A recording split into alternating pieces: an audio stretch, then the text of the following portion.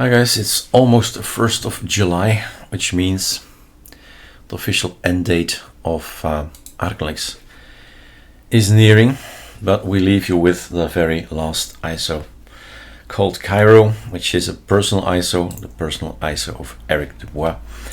I've made choices, right? It is really exactly what it says. It's not for you, it's personal, it's for me. But there may be people out there who say, oh my god, this is really the thing I'd like to have, right? So we're talking about Kiro. Now, maybe first things first, one of the things, for example, is I need to put a link in here, right? I need to put a link in here.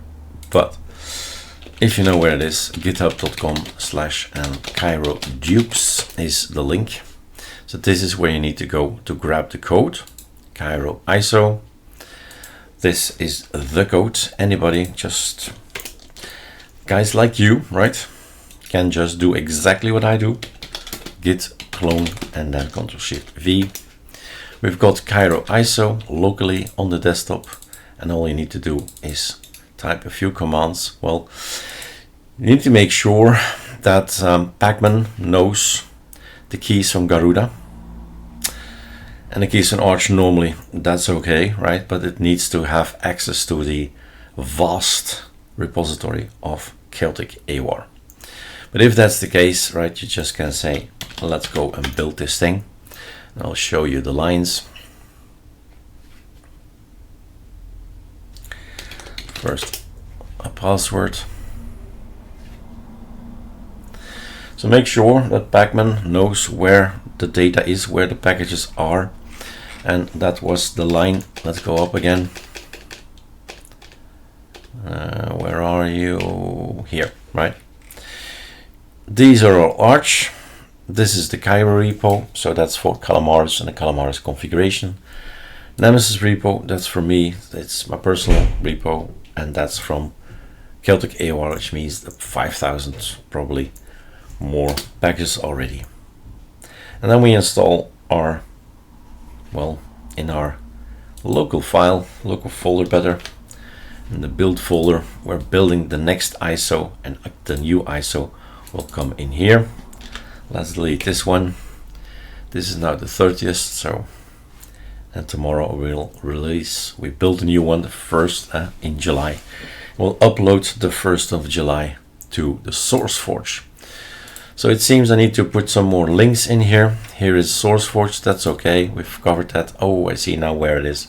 So down here is the github.com Kiro-dupes, Kiro ISO. Build it, download it. Maybe we should make a copy up here so we immediately see it here as well. I can do that in the meantime. So we're building. I'm gonna go for a pause recording, and when the ISO is out, we'll install it and show you a new script called kiro-nemesis, right? arcolinux-nemesis is there on the github.com Erik Dubois, but now I have also a kiro-nemesis, just because of the fact that, well, we have, it's a big thing, right? arcolinux-nemesis is there for so many distributions, even Ubuntu and Red Hat and all that. But kiro-nemesis is just for here, right? Just for the Kiro ISO,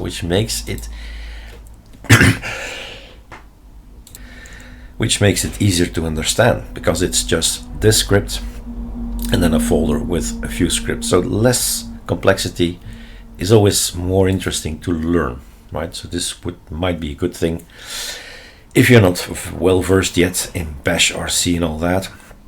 Then the kiro-nemesis might be something to start with.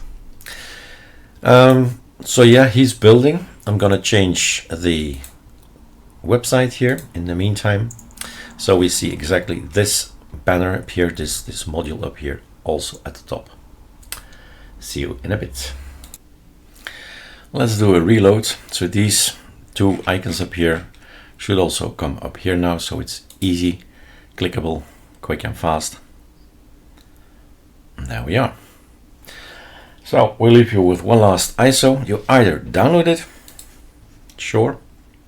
So like I said, 250701. I'll put one up there tomorrow. And this is the fun, right? The control, if you are a control freak, which is not a pejorative name, if you want to stay in control of your operating system, then grabbing the code, building it yourself is a great thing. So now we have an ISO, right? An ISO from Kiro. It's super fast, super built, and it's also super fast installed. Improvements as usual, right? Every time you make a new ISO, you think about things. Should I do it like that? Should I do it like this? Kiro is better than arcolinux. Simple as that, because of other configurations. But less, of course, in the flexibility and the choices of desktops, right? It's my personal ISO. Still okay for NVIDIA, the new cards, and in VirtualBox, just take the first line. Just one kernel. Been happy with that last 10 years, so there's something in my brain saying, why change a winning team, right? So we got here a link. We got also links if we start typing, install arcolinux, enter, and there he is, the GUI, graphical user interface for so many Linux distributions, Calamares. We select the keyboard, simple things, less choices, Xfce by default, right? Swap to file, no hibernate, you just choose one of the four. And remember, we're here for something specific, the kiro-nemesis repo. But it's a good thing to see a video again from A till Z. Git clone, build the ISO, install the ISO, do whatever you want with the ISO, right? That's specifically possible with all these scripts and all these packages that we still have that migrated from arcolinux to Kiro to edu-nemesis, well, edu packages to the Nemesis repo. So pausing again. And again, we see a super fast installation. We say we're done. Boot up, make sure USB is out of there. VirtualBox sometimes is also needed to tell, don't boot from the USB, from the ISO. This is what we get. We've got Wayland, chadwm, and Xfce session. And then the topic of the video, right? Kiro-nemesis. Control T, Kiro-nemesis, that's the name. But it says get first. Get something, get chadwm, get kiro-nemesis, maybe you see it already in the middle. The two scripts or commands or whatever you want to call it that are interesting is get kiro-nemesis and get nemesis. So this is something new, I haven't seen this yet. Get kiro-nemesis is basically the same thing, of course, as the other one, but this is written for the Kiro ISO. The other one, get arcolinux-nemesis. What did I do wrong here? Let's do that again. Control T, get arcolinux-nemesis, get nemesis. Yes, I've changed the name, right. So this one is get arcolinux-nemesis, and both of them, this is the more complex one with a lot of stuff, but this one is easy. Maybe start with this one, and it's specifically built for this ISO. We have in the beginning of the script something to debug. Export debug false. It might be interesting to say true and then run it, because if you run it, it's a bit slower in the sense that you get time to analyze. It says debug mode is on, press any key to continue. So it's waiting for the user's intervention. Yes, go on, right? Enter, enter. And each time it starts a new file, it's gonna do that.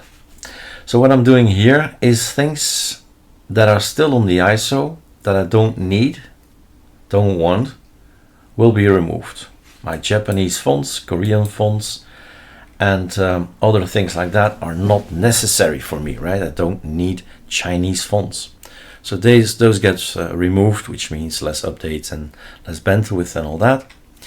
Then I took a look also at the formatting system. You can have Xfce as formatting, but why do I need it?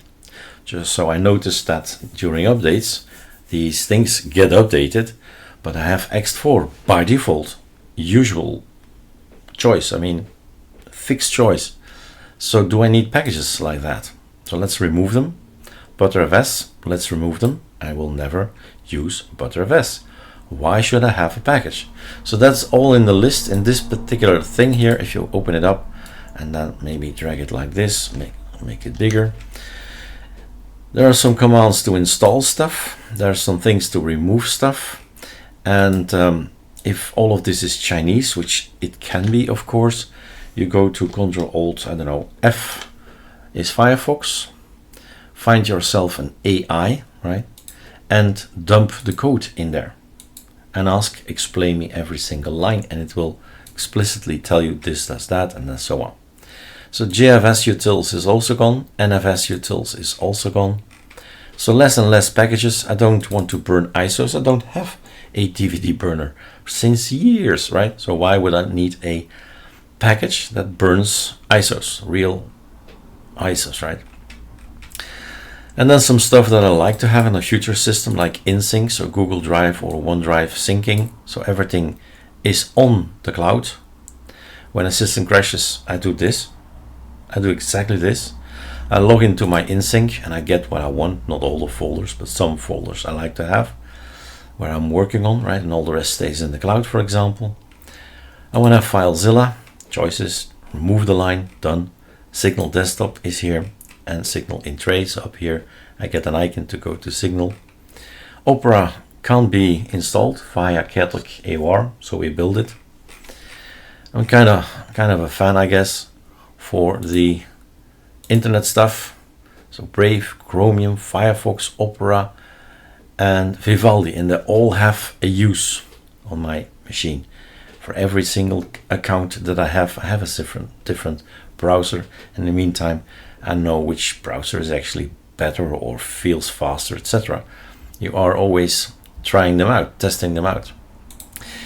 Then we go to 900, which means we're going deeper. Deeper is personal. Run that, run that, run that, run that, and that's it. And the GP config and settings that are here, maybe things that you run. Wow. You check it out. What does it contain? Simple. You just actually, like, let's do it like this. Often I drag it in, but you can also do this, right? Kiro-nemesis, open, and then the folder is there. And you can quickly look at the personal like this. What's going to be happening? Going to happen. These folders are going to be created. So sometimes people say, Erik, what are you doing? These left things here are not working. They're not working because the scripts did not run yet, right? Dot icons. I create a dot icons here in the hidden folder. And if it's not there, Thunar says, can't go there, right? Can't click there. This one is created here as well. So by running these scripts, the bookmarks exist. And everything works again. So in the beginning, maybe when you click on these things, it won't work. But I want to have a quick link to arcolinux-nemesis. And what I'm gonna add when I see this, I want also this one, right? That's the next change. I want to have this one as well. So just by clicking, I go immediately to where I need to go. This will always be updated. That will always be updated. Push, push, push to the GitHub. So have a look at the code. CKB is Corsair keyboard. These keyboards that have all these coloring systems and can change the color, etc. 920, we go over and just have a look at all these things. Kiro here. What we're doing, we want to have our own nano RC, which means if I type npacman, I get this beautiful look, right? Otherwise, it's all white. I can't read white things. Now I know this is used and this is not used. Via the coloring system, I know exactly what I have. Nemesis repo, Celtic repo, voila. Scale is copy pasting everything over, and then the last changes. Have a look. What is scale? What is last changes? And ask AI if you don't get it. So a little application hardcode fixer that's creating the icons. Sometimes you see there's just one at this point in time, LSHW. It's about icons that are hard-coded. Some engineer, some developer says use that icon. But then of course it's not following the Surfn or the Papyrus or Numix or any other icon theme because it is hard-coded. So that's why we use hardcode fixer. There we are. That's what I wanted to show you. We have this kiro-nemesis, very small script till now, today. It's gonna change in the future, gonna push things. This morning I've pushed the remove things a little bit. I saw an update coming in from all these formatting systems, and I say, why do I need packages that are not about Xfce? I don't. So it goes away, and then I saw in the list here that there are packages I don't want to have, like this burning the ISOs thing from Xfce can go for me, right? Don't need it, don't want it. I think it was here, down here. Parole would be another candidate to remove. So we could have an example in the video, sudo pacman minus remove now stupid parole, right? And let's see what happens. It's just one line. So what I'll do this, Control V, parole, because I have Xfce, sorry, I have VLC for my settings. So this one is an extra line, and so on and so on. We keep on updating. We find packages, we see updates, and I say, oh my god, don't want that on my real metal machine. And this thing, this kiro-nemesis, will change all the time. What it also will do, maybe you've seen it somewhere down the line, is that it will change the word arcolinux up here into kiro, which is actually super easy to do, but it's a file, so the file gets copy pasted over. But basically we do this, right? We go in here and we say, let's call it, give it a different name. So next time I boot up, if I do a scale, if you do a scale, then it would be automatically changed to from arcolinux to kiro. So I don't have to do exactly this, type it, it's tedious, scripted, right? Scripted, and everything is immediately nice. So probably here somewhere, here he is. Let me see, like that, bigger. So this is it, that's where the file is. I'm gonna change the panel and say, hey, it's kiro. I'm gonna change arcolinux into kiro, a little script, done. All right, enjoy scripting, because that's the main point.